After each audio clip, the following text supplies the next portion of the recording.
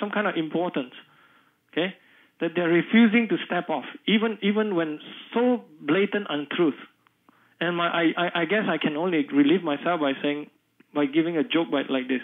Wow, it's not Laurie David that did it.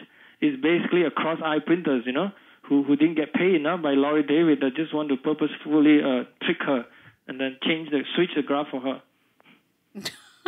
You're not laughing, but anyway. I know. They refuse to back off, and it's just a shame. What's happening right now with your profession and what your day-to-day is like? What's your life like now?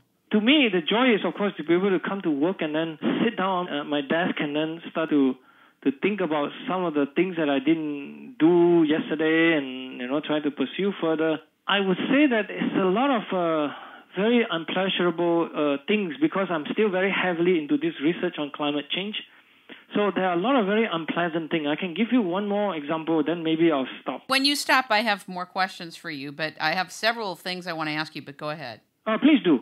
Unless you don't have questions, then I'll truly stop. Well, that'll never happen because I have endless questions. To say is this. Several months ago, myself, David Legates, and then another professor by the name of Sultan Hamid from Stony Brook at New York, I have decided that enough is enough on this issue of CO2 religion, in my opinion, I call it now. And I was trying to say that, well, let's have a proper discussion. Let's scientists take back science because it's only our duty. I do not believe in any politician, right or left, whatever. I don't believe in anybody, any funding, just scientists standing for science, right? That seems to be a very logical thing to do. Yeah. By the way, I've been doing that quite a lot, of course, in other aspects. I've been doing that for a while. But for this one, I just fed up enough that I say, well, now I'm going to organize a scientific session in American Geophysical Union in San Francisco in December. So I wrote a proposal, right, to say that we will have this session. And then, in fact, I was so excited because I was able to come up with a rather unique and special thing to try to tie it to Galileo in terms of 400 years anniversary of 1609, where he pointed the telescope to heaven. Then everything changes in a lot of ways. And Galileo, as the master of I guess the first few true scientists who give the notion that science is not about claims or even authority, especially his prosecution with the church, right? Yeah. I set him as a very good example. So my title of my session was basically the view from Galileo's window, and then I guess researching the topic, all the processes that are causing climate change in the age of anthropogenic CO2. So trying to make an emphasis that this will be a session that is open to everyone. Science is always open process. We'll have our own invited speakers, and then everybody should submit their abstract to our session. Please join us, so on and so forth, right? But then my emphasis is that this is not about the study about the sun also only.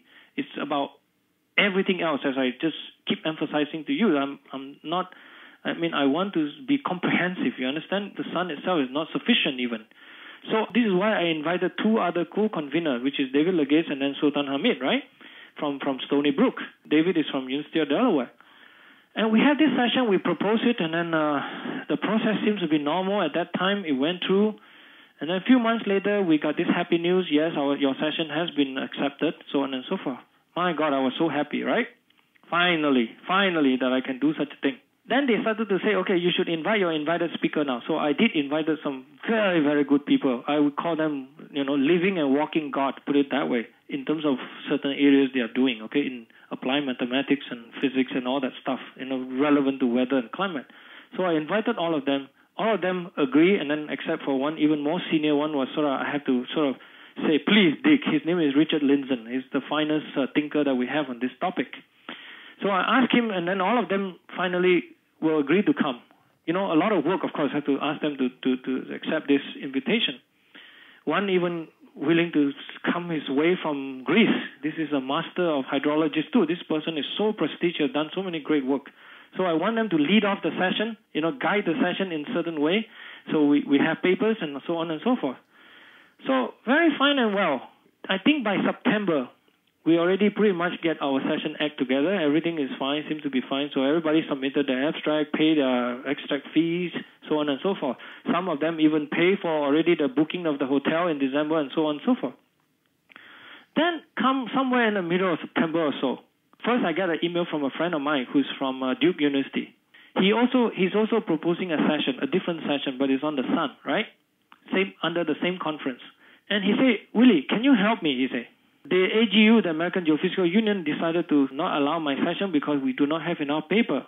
And would you mind if I kind of get all my papers, and then some of my paper, in fact, I say all of them agree with my, it fit my team, so I say, okay. So can I get most of my paper coming into your session? I say, sure, why not? It seems to be okay. I read all your abstract, it looks fine, and so on and so forth. And then we also gotten approval from the people in the American Geophysical Union, the people who organize all the session. They approved that, by the way. So it's all done and deal. So finally we have a session that is pretty big size, right? We have like maybe 30, 40 papers, right? And then plus all the invited speakers, right? And then, by the way, I was also an invited speaker. I cannot invite myself to my own session, but I got invited by Nicola, the other person from Duke who invited me to his session. His session is the one that's going to get canceled, right? So he's coming to mine, so now I belong to my own session too. That's okay. Nothing wrong with that as long as we're honest about that, right? So I tell you the whole story. Then, after all of that was done, all of that was transferred, they essentially tell us that, well, you could have a session, but then you could not have the oral session in the sense that you can only present things as poster. So I was already very unhappy with that, and I was really write a few more letters to them begging them, please let me give you a true accurate analogy. To have a poster session in this thing is truly big insult, especially for some of this very What does that mean? Hold on, we need to explain what you mean. Do you mean a posted session? No, it's only a session where you present it as a poster. You cannot have a microphone and talk about it where you have a room. And then, normally you can imagine a scientific conference, a session where you have a room, and then you present your PowerPoint, and then you speak, right? You hold a microphone, you speak. Right. But here they have two formats. One is oral presentation, one is poster. But then they only allow our whole session to be poster, not oral. First of all, that's already insult. If it were to be me, okay, I'm still low-level scientist, but not Einstein. You're basically asking Mr. Einstein to come to your conference, your meeting, and then don't allow him a phone and asking him to please present all your chart and write all your thing down onto a blackboard and put it in the poster, and then you stick it on the wall, and then you stand there and wait for hours for people to come to talk to you. I mean, it's ridiculous, first of all. Who is the AGU?